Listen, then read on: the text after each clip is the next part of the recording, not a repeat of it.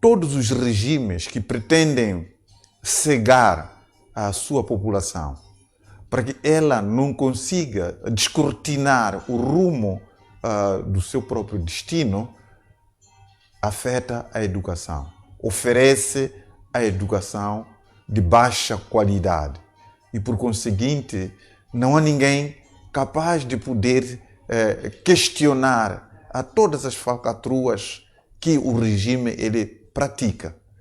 Nós já dia vimos um membro sênior da própria Renamo, dizia que ser acadêmico, que ele diz ter sido recrutado pelo Dhlakama para fazer parte da Renamo e depois lhe colocou na Assembleia da República, mas que ele não é da Renamo.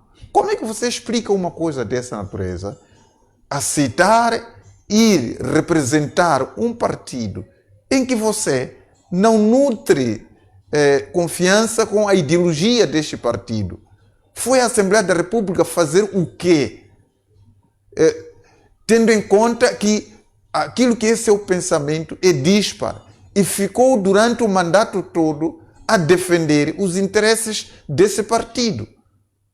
Depois de ter se retirado do partido e pulado, desculpa a expressão, para outro partido, quando começa a dizer que não sou da Renamo, eu estava na Renamo porque fui recrutado pelo Dhlakama e por conseguinte, em nenhum momento eu fazia parte do coisa. E eles me colocaram na Assembleia da República. Olha, isso quer dizer, é algo que nenhum acadêmico, nenhum cidadão, mesmo que não fosse acadêmico, deveria sair da boca do indivíduo uma situação dessa, que é uma situação séria. Mas quem é esse representante do povo que fez vamos poder falar disso. Eu acredito que todos acompanharam a entrevista desse membro sênior da Renamo e isso é importante que nós possamos refletir. Estamos como base para poder dizer de que o que está a falhar essencialmente neste país é a educação.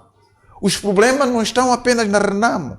Os problemas estão em todos esses clubes de amigos. Eu não gosto de falar de partidos, porque em Moçambique não temos partidos. Por aquilo que está a acontecer efetivamente, a nossa sociedade ela deveria ter vergonha de poder chamar os atuais conglomerados de partidos. Porque um partido ele tem uma estrutura. Um partido tem membros que questionam o que está a acontecer no seu partido. Inclusivamente, remove a liderança quando ela não está a assumir aquilo que é a direção pela qual foi confiada. Onde estão os membros sêniores da Renamo a deixar situações daquela natureza, a ver as suas sedes a serem queimadas, destruídas, ver o seu material a ser queimado e manter-se em silêncio? O que está a acontecer aqui é que muitos membros desses clubes de amigos, muitos membros das associações, acreditam que existem alguns que são donos. Membros desses clubes de amigos que é auto-intitulado de partidos. Sim. Quando falamos de clubes de amigos, estamos a falar de partidos. Sim. Todos os partidos do nosso país. Todos eles, não há nenhum. Alguns acreditam de que cada um desses clubes de amigos são tais partidos. Tem donos. E é por essa razão que quando esses donos fazem e desfazem, não aparece nenhum dos associados para poder questionar e poder pedir a demissão. Por que não se pede a demissão, neste caso, do Yusuf Mohammed, tendo em conta o cenário todo que está a acontecer aqui? Por que não aparecem aqui os membros sêniores a poder... Por que disso? É que eles acreditam que o Yusuf Mohammed é dono da Renamo. É nesse contexto, por isso não tem nada, não há como poder fazer aqui. No mesmo cenário que acontece no MDM. MDM já vimos há dias alguns membros atrevidos chegaram a dizer que, olha, o Lutero Simango foi aí sentar no Conselho Constitucional e depois voltou com mais 4 assentos e não nos explicou de onde que vieram os 4 assentos. Que negociatas houve para existir esses 4 assentos? E o partido MDM não é um partido negociado, apareceram isso. Mas depois disso houve um silêncio total. Ninguém mais falou, ninguém mais exigiu a Lutero Simango para que se explicasse a proveniência de mais 4 assentos que foi obter nos escritórios do Conselho Constitucional. A mesma situação que aconteceu com a Renamo foi lá, fez aquelas negociatas, no fim apareceu com outros assentos, parece que não foram 16 ou mais assentos, ninguém explicou disso, qual foi a proveniência, o próprio Renamo. Então, tivemos cenários idênticos no Podemos, dentre vários. Olha, nós não podemos aqui falar de partidos políticos, mas a saída disto é poder garantir com que o setor de educação ele efetivamente tome as suas atribuições de educação. Mas não vai acontecer isso enquanto o regime pretender que não haja nenhum questionamento sobre ele. Razão pela qual você consegue notar, depois de um conselho de ministros, aparece um porta-voz, vem aí perante um coletivo de imprensa, anuncia tudo que foi debatido lá, fecha a pasta, vai embora. Não abre espaço de questionamento por parte de jornalistas. Que brincadeira é essa? Quer dizer, cada um sai dali. O que tem a ver é que o jornalista tem que ir para ali para só ser ouvintes e depois sair, cada um vai poder interpretar da sua maneira e, por conseguinte, a especulação. Era óbvio que, depois daquele anúncio por parte do porta-voz do Conselho de Ministros, abrisse um espaço para que os jornalistas tirassem dúvidas daquilo que ele tem. Eu acredito que todos eles passaram pela escola. Não há nenhum professor que chega na sala de aula, blá, blá, blá, e depois não procura saber qual, que tem dúvidas. O estudante tem que apresentar dúvidas para poder esclarecer. Agora, acha que o porta-voz do Conselho de Ministros, quando ele sai de lá, aparece aí, apanha um coletivo de imprensa. Ele só pura simplesmente dita, lê aquilo que ele tem e depois sai e vai embora. Estamos perante um regime ditador. Porque ele não quer ser questionado. Mas se calhar foi uma situação isolada, porque há vezes em que há espaço para questionamentos. Foi ontem aquilo, hoje, estávamos a ver me pisa a falar coisas, abriu espaço para jornalistas. São poucas ocasiões isso acontece. O que eles estão habituados normalmente é que eles muitas vezes falam e não abrem espaço para... Quer dizer, não há esclarecimento dessa questão. E outra coisa é o seguinte, veja só que nós estamos perante um Conselho de Ministros. Estavam ontem a apresentar a questão do Plano Econômico Social, que foi aprovado. Apresenta um Plano Econômico Social do país, e onde aparecem duas moedas. O nosso país, a moeda nacional é metical. Por que em algum momento aparecem dados meticais, no outro momento aparecem dólares? Um país desta natureza, onde está a soberania de um país? É a sua moeda. Então valorize a sua moeda. O seu orçamento, ele tem que aparecer em meticais e nunca aparecer ali em dólares. Tudo isso é o problema da educação. O próprio Conselho de Ministros, estão lá, aliás, cabeças que nós acreditávamos têm qualificações altas, mas não foi capaz de poder corrigir isso antes de aparecer na imprensa, para poder aparecer numa situação de consentaneidade. Nós temos que valorizar o nosso metical. Em nenhum momento o Conselho de Ministros deve nos trazer relatórios que aparecem em outras moedas. Mas tudo isso desagua nessa questão da educação. Mas essa educação é uma educação científica, é uma educação...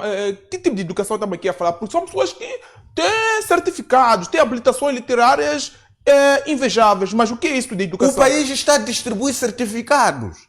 Como é que você pensa? Estás a ver nos dias de hoje, a maior parte dos professores não estão a dar aulas por motivo que, entre eles, o governo e os professores estão de costas viradas. Vai no período pós-laboral. Muitos deles não estão a ter aulas porque as escolas não têm energia. Mas daqui a pouco vão fazer as provas finais. Há de ver notas aí, 16, 17, 18. Aprenderam aonde? Em que momento? Não há. E veja, vai no ensino superior. O ensino superior, desde 2012, não tem orçamento de investimento. As universidades públicas não têm orçamento de investimento. Mas, no entanto, nomeiam reitores para lhes dar a gerir uma universidade sem investimento. Como é que essas universidades estão a fazer investigação sem investimento? Que quadro está a sair dessas universidades?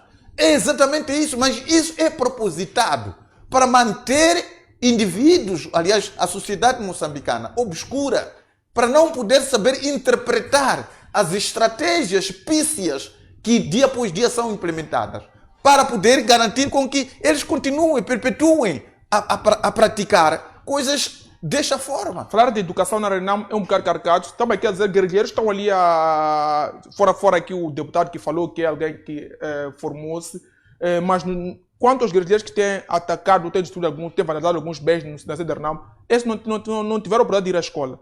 Olha, o problema é a qualidade da formação desses senhores. A qualidade da formação que eles receberam. Que formação que efetivamente podem ostentar graus acadêmicos em algum nível, mas que não têm essa capacidade crítica de perceber que um partido trata-se de uma associação em que todos os membros eles têm responsabilidade de poder questionar e que não devem aceitar que a associação afunde. Neste caso, por que os membros sênior da Renamo permitem que desde, sei lá, há 3, 4 meses, que exista aquela anarquia e que não apareça ninguém capaz de poder questionar isso e poder fazer parar essa situação. Mas todos eles estão em silêncio a assistir uma situação daquela, incluindo o próprio governo. Assiste os membros da Renamo a se escamotearem. O governo deve se posicionar? Qual deve ser o papel do governo? Alguns membros estão a praticar um crime público. Quando aparece com armas brancas, a atirar contra outro, a sangrarem, aquilo é um crime público. Experimente alguém aqui na rua sair e começar a bater o outro se a polícia não vir de prender a eles. Por que não vai prender aqueles senhores que estão ali a se escamotearem e por simplesmente assistirem? Aquilo é um crime público. E o crime público, independentemente de fazer parte de um e do outro partido, ou os motivos são do partido, sei lá o quê, esse crime deve ser atuado pelos agentes da lei e ordem. Não se pode manter... Então, o governo está em silêncio, está a assistir àquela pancadaria que está a acontecer na sede da Renamo, entre os membros da Renamo, não intervém, ninguém é responsabilizado, ninguém é preso. Experimente, por exemplo, um casal só estar a lutar dentro do seu quarto e um vizinho ir queixar. Esses aí vão ser chamados. Estamos a falar de um casal. Mas por que esse silêncio do governo em relação às cenas de pancadaria que está a ocorrer na Renamo? É porque isso aí favorece para o próprio regime. O próprio regime, enquanto assiste aquilo é uma matéria-prima para cada vez mais a Renamo afundar. E é por isso que para eles prefere que essa situação perpetue. Mas olha, onde existe efetivamente interesse para o desenvolvimento de um país, deveria se preocupar com o cidadão em si. Aquele independentemente de ser membro do partido ou não, mas acima de tudo, ele é um cidadão que merece ser protegido pelo governo.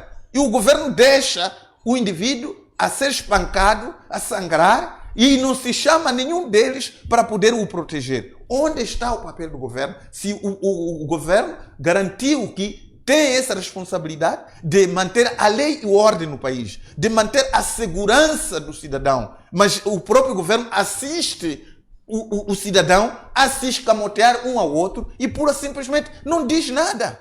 Não diz nada. Isso, olha, nós temos muita pena o que está acontecendo no país. Situações desta natureza. Eu sempre estou a dizer, o problema essencial é a educação. No dia em que o regime estiver interessado de ser auditado, ele vai poder melhorar a qualidade da educação. Enquanto isso não acontecer, dificilmente nós vamos poder ter um partido consentâneo, um partido que vai mover as mentes para garantir com que se levante questões, ou diga que não haja nenhum espaço de manobra aqui do regime, poder, talvez de uma forma fraudulenta, poder tentar enganar a sociedade. Tudo isso passa necessariamente por uma sociedade informada, uma sociedade civil que conhece os seus direitos, uma sociedade civil que tem coragem de exigir os seus direitos, tem coragem de auditar os governantes e tem coragem de exigir a demissão dos governantes quando eles não assumem o seu próprio papel. Mas, no entanto, porque a sociedade moçambicana, mal formada, acredita de que aqueles que estão lá no poder são donos deste país, quando na verdade não são. Nós temos aqui a Ana Malala, este provavelmente será um partido. Dizer que o povo não é formado, aqui só há clubes de amigos. Essa Ana Malala, se for a formar-se partido, tornar-se partido, e estará composto de pessoas que não estão formadas, teremos o mesmo cenário que estamos a ver com os dois partidos? Olha, está a nascer o tal partido na Malala. Mas, no entanto, vendo o próprio lapso que ocorreu há dias, como é que o Venâncio Mondlane aceita existir um acordo verbal? Venâncio Mondlane mostrou-se ser um indivíduo inteligente. Mas por que ele aceitou um acordo verbal? Ele disse ali de que não, nós concordamos. Mas, no entanto, a outra parte diz que não é verdade. Nós não concordamos, não assinamos nada disso.